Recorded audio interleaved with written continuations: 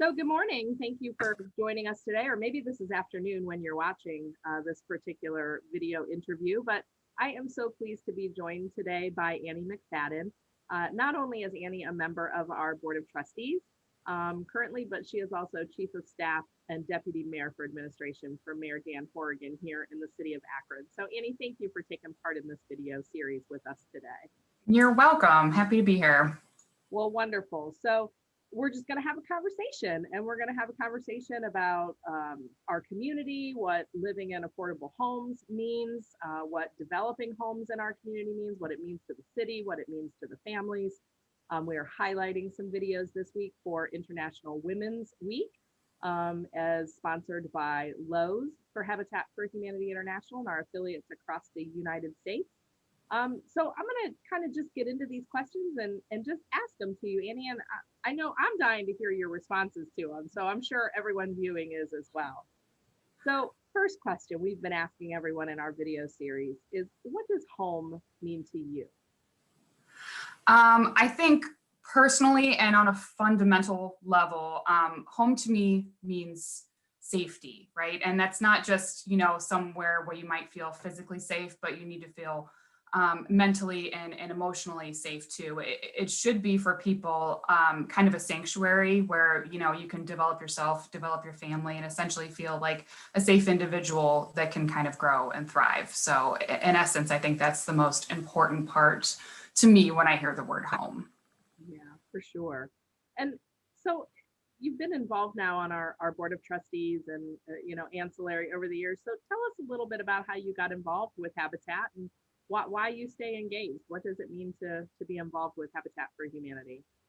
Well, I mean, there's plenty of synergy, as a member of Mayor Horrigan's administration. Obviously, the city works closely with Habitat on a number of issues. And so when I came on board with him in 2016, it really seemed like a good fit. I got approached and it really seemed like a natural decision to come on board. Housing is something that's always been very important to Mayor Horrigan, and we have plenty of growth opportunities in that area in Akron, as you know. So it just really made a lot of sense to make sure our priorities stay aligned. And I think it's been, continues to be a really, really great partnership for both of us. Well, thank you. Thank you always too for your support on the city's end as well. We deeply appreciate that. We try. Well, speaking of that, tell us about your role with the city. What does the chief of staff do for the mayor, for the city? Tell us what you do. Well, a little bit of everything depending on the day. But, a chief of staff can be a lot of different things, but essentially my role and where I seem to fit in best with the administration. I oversee the daily workings of the mayor's office. Obviously, there's a lot of things that flow in and out of that office. I also oversee city communications. I do have a communications and marketing background. So I do kind of oversee that section of it as well. Strategic initiatives of the mayor, programs he wants to push forward or partner with the community on, a lot of policy making decisions, messaging and speech writing. And, I just think overall problem solver is probably the easiest way to describe it, but a little bit of everything. I'm really fortunate that Mayor has a really good team he's built up, and we trust each other and work well together. So yeah, it's kind of like that, this hat for today, this hat for an hour for now, and this, take that one off and put this one on. And kind of, I'm sure it feels like those days many times working. Every day is different for sure. Yes. For sure. So a little bit about Habitat's Women Build program. So Women Build started many, many years ago, and it's always been about empowering women to join us on our build sites. And you have had the opportunity, I have pictures, so I know you have had the opportunity to be on site, both during Women Build Week as a participant, but also as a member of our board during our board build days when the board gets together. So how do you feel when you get out to the job site and you actively can participate in our mission? I think it's a really important part of what you guys do. And really, I think it's a good part of any organization of how they need to be involved in things that they effectuate change on.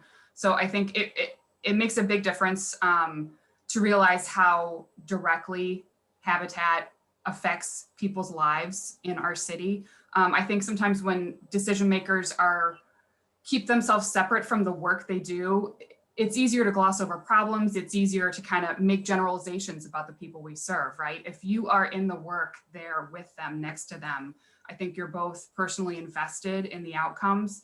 And it's also a lot more rewarding, right? So you really see the benefits of what you're doing, not only the decisions you make, maybe at the higher level, but the actual hands-on work that you do with those individuals. So I think it's really about, that emotional and mental investment in our community, alongside the people that we're personally affecting. I think it's really just so important to kind of own that work together. Yeah, for sure. And I mean, we like I said, when our board gets out to build together, it's a different kind of work day for them. We're not sitting around a boardroom table discussing, governance or policy or procedures or voting on stuff. They're actually putting hammers in their hands and raising walls or hanging drywall or putting up siding, and they get to feel what it's all about. And I think those are just really really valuable days. For you guys as board members. Yeah, I agree. It makes you hyper aware of when you are in those decision-making moments around the board table, that you truly understand what you're voting on and why it's so important. So it really, it always gives you appropriate pause in making the decisions you make, so that you are doing it in the best interest of the people that we're serving. Yeah, I love what you just said, the appropriate pause. Mhm. That is definitely a takeaway from this conversation for sure. Yeah, kind of like that, sleep on it for 24 hours before you respond. It's sage advice. It really is. So another piece of what Habitat has been working on, and I know you have been involved with this piece as well, is our first ever national advocacy campaign, which is called Cost of Home. And there are many priorities among cost of home, but most importantly, that's housing stability and housing affordability, which we know are the cornerstones of that advocacy work, and really the cornerstones of making neighborhoods welcoming, the whole wanting families to, live, work, and play, right in their own communities where they're not driving 30, 40, 50 miles away, and really being invested. So how do you feel stable housing, in your opinion, affects a community, and maybe not just affects a community, but how has that affected Akron?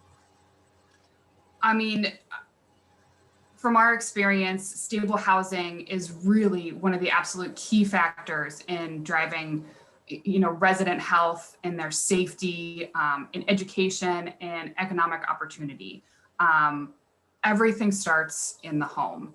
And I think sometimes if you don't have stable housing, especially as a child or younger person, it just sets you off behind the curve, and it makes it difficult to catch up. And we've seen it time again in the programs we're trying to, put forth more stable housing, increased education, economic opportunity, infant mortality, trying to affect social determinants of health. All of that stems from most likely an unstable home life, really just translates into everything else that you're doing. So it is really of the utmost importance that we can get people in safe and stable housing. It really just sets them up for more success in life. Right.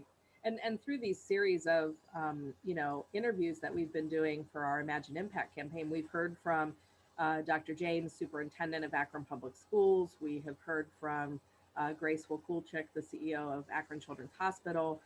Again, kind of talking about how when kids are transitioned from one apartment or one house to another, and one school building to another, and how that is just impacting them, irregardless of the fact that we're, having school from home these days, and the strain that is putting on kids, in terms of the social and mental health. But, just knowing that they might have to move again, and not being stable, is certainly, factors those social determinants of health. So Yeah, absolutely. And all 2020 did was shine a spotlight on the importance of home.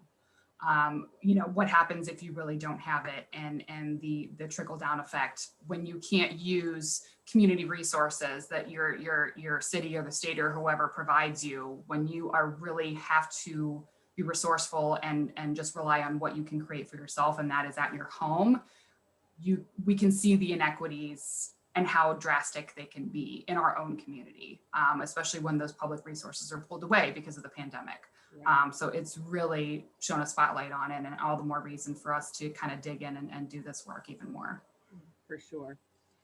So some research, we'll talk a little bit about some research, always shows, that a person's access to opportunity is directly linked to the community where they live. So, Habitat's Imagine Impact campaign that the board kicked off, this is a 2020 to 2025 campaign to kind of grow our program and services, build more homes, repair more homes, engage more volunteers in our community, engage more corporations and more faith partners to come to the mission to build. So, how do you see the potential for that growth affecting our community? I mean, I think it's absolutely huge. I think city policy the past couple of years has really tried to refocus on housing in Akron and building it up at all different levels. So, I mean, targeted investments in Akron neighborhoods is really one of the key parts of that housing strategy. New developments in housing complexes are really great, and I think that's a part of our strategy for population growth. But, building infill housing that better connects our neighborhoods and combats blight is just as important, I think, to really reconnect neighbors, people at the street level, to brighten up streets that haven't seen proper investment in a while, I think is extremely important. Housing rehab, the same thing. It's extremely important in Akron. We have beautiful homes here, but a lot of them are old. They're getting up towards 100 years old now, a lot of our housing stock. So that reinvestment is just as important, and the infill as well. For those homes that were too far gone and they're now demolished, we have these lots sitting here, and we have thousands of them in the city. And to keep them looking nice, to keep pockets of darkness or crime from happening in those areas, we need to infill with beautiful new housing, and that's exactly what Habitat is doing. And I think it's setting a model for how we can kind of continue that trend here in Akron, because it is an extremely important part of what we need to do to kind of stabilize housing in the entire community. So it's vastly important. It really is. Yeah, and let's talk about that for just a second. So, with the Planning to Grow Akron plan that had come out, and in some conversations recently with, your colleague James Hardy, and that Planning to Grow Akron 2.0 coming out, that infill building or more, new construction, and the tax abatement program, the real estate tax abatement is, been instrumental. And I know Habitat, I think we've submitted 13 or 14 homes that we've built in the city since that tax abatement program kicked off. And, for our families, that's $150 potentially a month additional savings to them, for that 15 years of that tax abatement. You mentioned something too about, the dark neighborhoods where there's some blight and where we've demolished homes, which, again, we've been a part of deconstruction of a lot of those, blighted properties. And, a CDC grant with the city of Akron to install some solar powered security lights in those neighborhoods where there's no electricity going to those vacant homes. So certainly it makes it dark. All of those things. I mean, they're just things that I think the city has such forethought into putting into a plan. I think now we sit back and look at it and be like, where does the money come from? How financially do we turn these neighborhoods? And some of them get to those tipping point neighborhoods where a lot of blight has been demolished. There's still some residents living there, but new homeowners aren't potentially quite there yet to purchase a home. Even a Habitat home appraised at $140,000, $150,000, is not quite yet in some neighborhoods appealing. So, I applaud you guys, for having the foresight to put some of these things into that Planning to Grow Akron. Well, thank you. I mean, it's definitely a multi-pronged strategy that we're focused on, and we're rarely short of ideas, but almost always short of money, as I'm sure many organizations are. But I think what we'd like to do would take millions upon millions and millions of dollars. But I mean, I think it's going to be a slow process. with a combination of partnerships like the one we have with Habitat for Humanity, with incentivizations like tax abatement, a combination of focusing on infill housing and bigger developments, and then just larger residential that might be middle class housing. I mean, I think Akron can use all of it. And it's all a kind of cohesive plan to lift the city up and build up our population. Because bottom line, that's the only way the city of Akron is going to be able to get more resources to then just turn them back to the community. You know, we thrive off of income tax. So that's a really important part of how we're doing all this. And we have to properly incentivize, you know, both residents and businesses. It needs to make financial sense for everybody to invest in housing. And I think sometimes that can be the biggest hurdle, but I think tax abatement definitely helps. I think some people understand it and appreciate it more than others, but we are really starting to see the benefits of what tax abatement can do citywide across the board. I think some people think it's only for developers. It's definitely for not.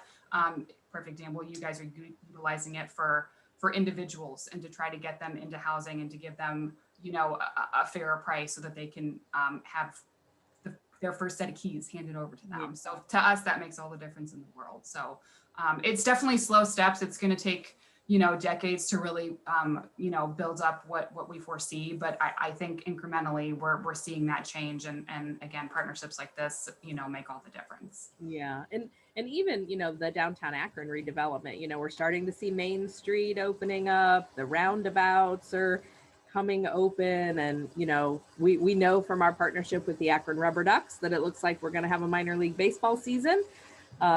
You know, so, you know, that's all positive things that are going to, you know, bring people then downtown, you know, for starting here very soon in just a couple months.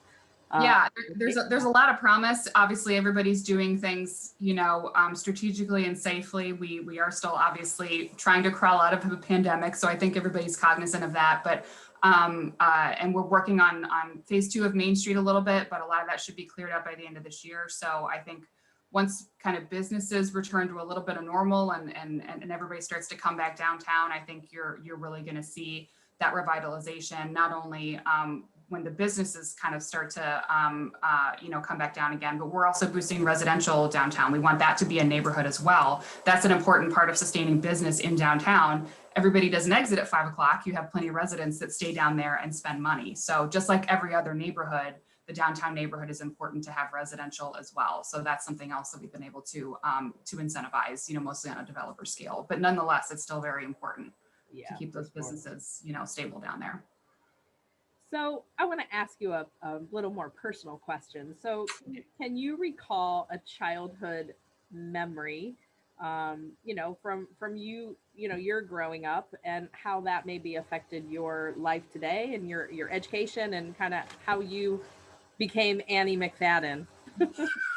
That's a loaded question. Who knows? Yeah, I've been immensely privileged in my life. I had a happy, loving 2-parent home. You know, all my basic needs were met. You know, I was able to get a great education. I'm vastly lucky in so many ways compared to what I see some of our citizens going through daily. So I take that to heart, and I want to be able to leverage that privilege that I've been able to have as best as possible to really to help others, because that's what it's all about. I think, you know, I was able to develop myself, focus on myself, and I was able to do as a child what I needed to grow and thrive. Not everybody has that privilege.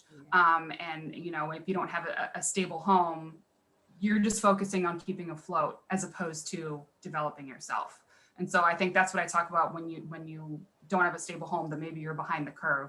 And I never had to experience that. And I'm hyper aware of that, hopefully in a good way that really makes me motivated to be able to in some way help provide that to more of our own Akron citizens. Yeah. Well, I have truly, over the years of knowing you, just have, you know, I'm fortunate to be able to not only call you my board member, but I think my friend too. So, you know, you're just a very genuine person. I've had the opportunity to meet your mom. You know, she's so delightful.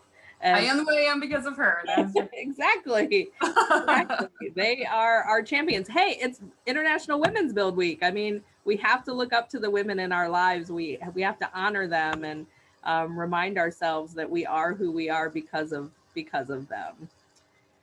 So I want to talk a little bit. You said earlier, about working alongside the families, and as you know, sweat equity is a huge component of what this program is all about. And families building their homes with our volunteers, with our site supervisors. How do you think that physicalness of the family actually building their home, affects them over time? I mean, I really think the sweat equity component of what Habitat does is really vital to what you do, and it makes you different and it makes you so effective, because I think those sweat equity requirements, they create a sense of ownership, right? I mean, it's not just that you're financially owning this home, but you become a part of it. You helped build it. You put your own sweat into what's happening. And I think it also kind of sets the tone for what home ownership is. And I think that's the difference. It's not just handing over this asset and saying good luck. It's saying, this is your home, you are responsible for it, you have to maintain it, and it's now passed off to you, and it is your responsibility to make it a safe, healthy place for your family. And I think that mentality is created through the sweat equity process. And I think that makes all the difference between just giving somebody something and kind of giving them ownership of something. And I think that's a huge difference, and it's a really effective tool. Oh, thanks for that. Thanks. Yeah. So what would you tell donors, about Habitat and what their direct impact of their support, has on, not maybe just one family, but every family that we build with? Yeah, I mean, clearly, your dollars have a real and direct impact on Summit County. Obviously, we are physically building homes, and all the stuff that we've talked about today of why, home building, especially in the city of Akron, and Summit County as well, is so, so important. Their dollars create not only the physical, but mental and emotional investments in the fabric of this community. And that is priceless to us, who are continually trying to revitalize, reinvent and grow what this community is. So I think that's something that's really tangible for a lot of donors, that they know exactly where this money is going, and truly, like, in the very fabric of this community, what it's doing. So kind of our last question to kind of wrap our interview up today, and our conversation today. And again, Annie, thank you so very much for joining us for one of these calls. Celebrating lots of things. Celebrating Habitat's partnership with the City of Akron, celebrating International Women's Week and Women Build, and Habitat's partnership with Lowe's for Women Build. As well as our Cost of Home campaign and the advocacy work, because again, without some of that advocacy work, I don't know that real estate tax abatement would have, totally pushed through. So, that was something that, I feel really proud to have been, a part of, knowing how much that was going to affect our families over time. So, how do you personally plan to stay involved? I know you've got a board term, which will come to an end, but we never let our board members really go away. No, you keep people sucked in pretty good. Like, you're allowed to take a year off, and then you come back for 6 years, and then you become an emeritus member and you hang around. But that's what it's about. This becomes family. Our homeowners are our families for 30 years of paying their mortgage. I've been here 15 years, so I'm seeing families pay off, and I'm seeing their children grow up and go to college and get married and have families of their own. So, how does Annie McFadden plan to stay engaged with Habitat? I mean, I'll always be engaged in one way or another. I mean, obviously, annual gifts and volunteer days are really great, but I think really talking, to other corporations about the benefits of those volunteer days, I think are really so important. And again, I know you talked about it, but it's like, once you're invested, you know what I mean? You kind of tend to stay invested, and it really like pulls at your heart, and because you can see the good work that is happening. So I think advocacy on that level is always something that, you know, I'm going to do myself, and then, but also speak to my peers and my friends about it, because I think that word of mouth and discussing it as a corporate activity that can really promote growth as a corporation, I think is really something that's very, very important.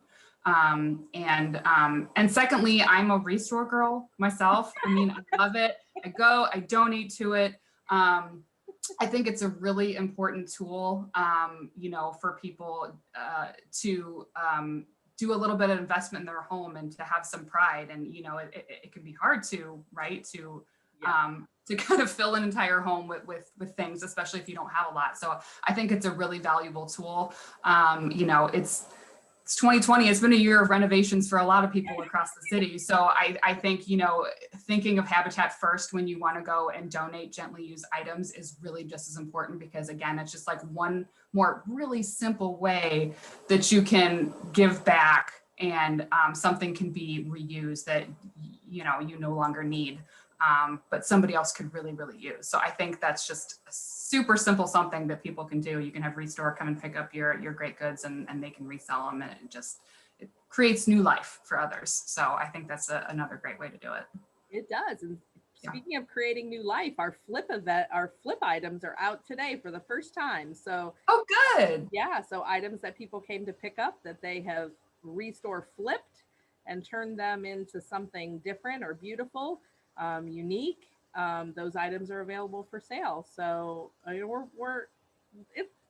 you find some interesting things. You never know what you're going to find in our store on any given day. I like to dig. It's a fun outing for sure. So treasure hunt. It's a great treasure hunt without a map.